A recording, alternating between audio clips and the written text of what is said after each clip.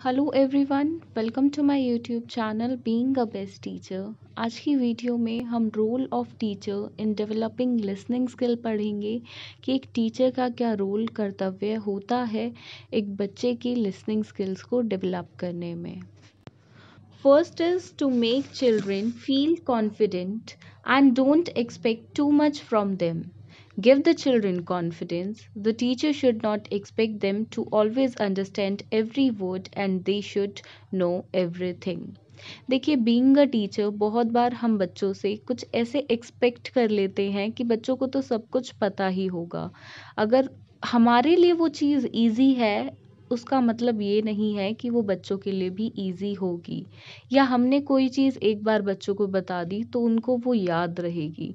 बच्चे भूलते हैं, बिल्कुल ही भूल जाते हैं कि वो चीज़ें उन्होंने पढ़ी थी, तो दोबारा बताना पड़ता है। प्लस बहुत बार टीचर्स ब्राइट स्टूडेंट से और चीज़ें एक्सपेक्ट करती है कि ये तो उसको पता ही होगा, तो ऐसा नहीं होता है। हमें बच्चों से एक्सपेक्टेशंस इतनी हाई लेवल की नहीं रखनी है। हमें उनको हर चीज़ बार बार बतानी है ताकि बच्चों में कॉन्फिडेंस आए। अगर हम ऐसा करेंगे तो हम बच्चों में कॉन्फिडेंस ला पाएंगे।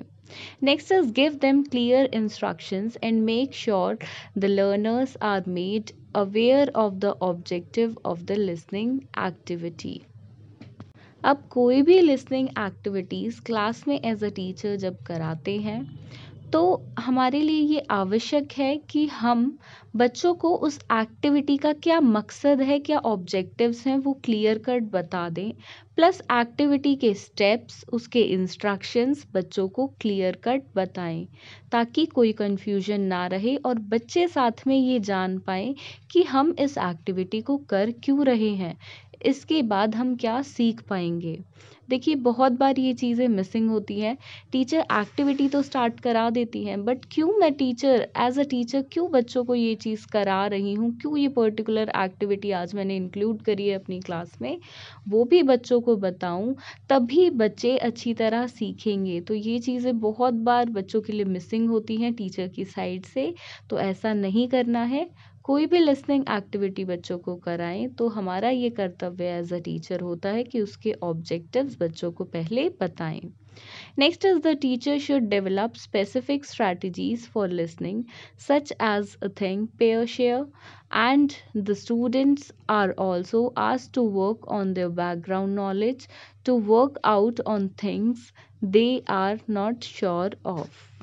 देखिए, अब एज बीइंग अ टीचर कोई भी लिसनिंग की एक्टिविटी हम कराते हैं तो उसके लिए हमें बहुत सारी पहले तैयारियां करनी पड़ती है, स्ट्रेटजीज उसके लिए हमें सोचनी पड़ती है। तो it is very essential for a teacher to develop such strategies. उन स्ट्रैटेजीज के बारे में बच्चों को बताया जाए और साथ में सही तरीके से उनको क्लास में इम्प्लीमेंट हम करें।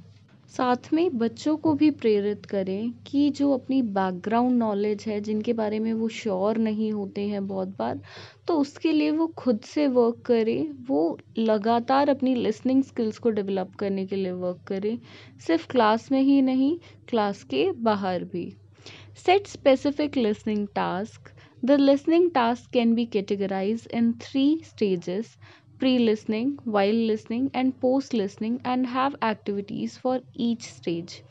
देखिए, ऑडियो विजुअल एड्स हम बहुत अच्छी तरह यूज़ कर सकते हैं किसी भी लिसनिंग एक्टिविटी के लिए। एटलीस्ट ऑडियो एड तो हमारे पास हो कि हम बच्चों को कुछ सुनाएं एंड देन उससे पहले की एक्टिविटी, उसको करते हुए एक्टिविटी एंड उसके बाद की एक्टिविटी, कि कुछ भी बच्चे को सुनाया उससे पहले एक एक्टिविटी रखी, उसके साथ एक एक्टिविटी और उसके बाद एक एक्टिविटी लिसनिंग से रिलेटेड हम रखें, जिसमें हमने कुछ स्ट्रैटेजीज ऑलरेडी प्लान करी हुई हैं। प्लस एक्टिविटी से पहले हमने बच्चे को ऑब्जेक्टिव्स बताए, क्लियर इंस्ट्रक्शंस दी एंड देन एक्टिविटी स्टार्ट की। अब ये एक्टिविटीज़ रखने से जो लिसनिंग का हमारा कॉन्सेप्ट है, जो हम बच्चों में बेसिकली डेवलप करना चाहते हैं लिसनिंग, वो अच्छे से हो पाएगा। Next is listening should be based on mostly on student teacher interaction and mostly teacher talk, especially for young learners. The teacher can also prepare a set of recorded materials. जैसा कि मैंने आपको बोला कि listening activities के लिए बच्चे कुछ सी चीज़ को सुने तो उसके लिए ऑडियो एड्स बहुत इंपॉर्टेंट है। साथ में हम ऑडियो विजुअल एड्स का भी यूज़ कर सकते हैं ताकि बच्चों का इंटरेस्ट बना रहे, वो तब विजुअली उस चीज़ को देखें और अच्छे से सुने। तो ऑडियो एड्स का कोई भी रिकॉर्डेड मटेरियल हम यूज़ कर सकते हैं। कॉम्प्रिहेंशंस के लिए भी हम ये यूज़ कर सकते हैं जिसको हम गद्यांश बेसिकली बोलते हैं। तो उन चीज़ों के लिए भी लिसनिंग में हम ये यूज़ कर सकते हैं।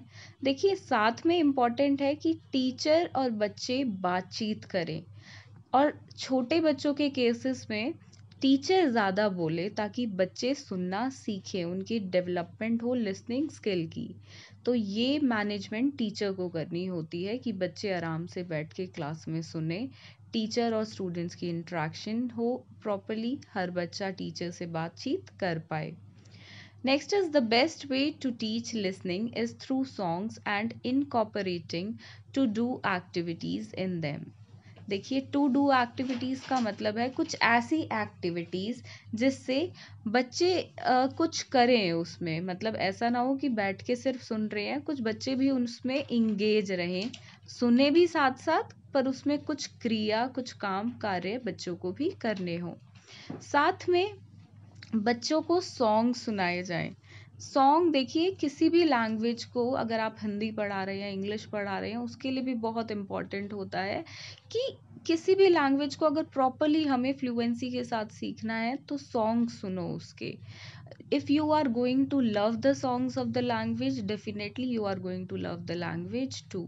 तो बेस्ट वे है यहाँ पे बच्चों को जब सॉन्ग सुनाए जाए आप उस साथ में बोल सकते हो बच्चे डांस करें, तो ये एक एग्जांपल हो जाता है यहाँ पे टू डू एक्टिविटी का कि बच्चे डांस कर रहे हैं, सुन भी रहे हैं, वैसे एक्शंस भी कर रहे हैं, तो इससे बच्चे इंटरेस्ट लेंगे, साथ में उनकी लिसनिंग डेवलपमेंट डेफिनेटली होगा। Next is teacher should encourage students to practice listening strategies in class and ask them to practice outside the class too. अब बच्चों को हम प्रोत्साहित करें कि हमारे सामने ही सिर्फ लिसनिंग की प्रैक्टिस आप ना करो, आप क्लास के बाहर अपने घर पर अपने फ्रेंड सर्कल में वाइल प्लेइंग वाइल स्टडिंग हर जगह जहाँ पे भी आप हो उसकी प्रैक्टिस करें। Next is teacher should keep a check into in class and out of the class listening assessment and periodically review students। देखिए हमने बच्चों को बोल तो दिया एज अ टीचर कि आपको सिर्फ हमारे सामने या सिर्फ स्कूल में या क्लास में ही नहीं लिसनिंग एक्टिविटीज़ को प्रैक्टिस करना है, आप outside the class at outside the school at your home in your neighbours आप हर जगह उसको प्रैक्टिस करें। अब बच्चे ऐसा कर रहे हैं या नहीं इसकी भी इवैल्यूएशन आपको ही करनी है बीइंग अ टीचर। आपको ही कुछ ऐसी एक्टिविटीज़ बच्चों को एज अ होमवर्क या एज अ कुछ उनकी असेसमेंट में डालनी है कि आप रिव्यू कर पाओ कि आपके क्लास के बाहर बच्चे ने वो लिसनिंग एक्टिविटीज़ प्रैक्टिस की या नहीं। तो यही रोल होता है टीचर का कि ओवरऑल लिसनिंग डेवलपमेंट को एक टीचर अपनी क्लास में डेवलप कर सके अमंग द स्टूडेंट्स।